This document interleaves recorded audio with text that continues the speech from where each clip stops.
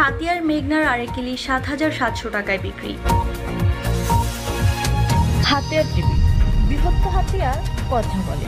নোয়াখালীর হাতিয়া উপজেলার মেঘনার আরেক ইলিশ বিক্রি হলো ৭,৭০০ টাকায়। মাছটি মাছঘাটে আনলেই সর্বোচ্চ দাম হাঁকিয়ে কিনে নেন সাত্তার ব্যাপারী নামের এক ব্যবসায়ী।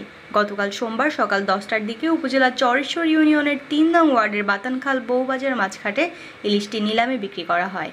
এই সময় ইলিশটি দেখতে মাছঘাটে ভিড় জমান স্থানীয় ও দর্শনার্থীরা।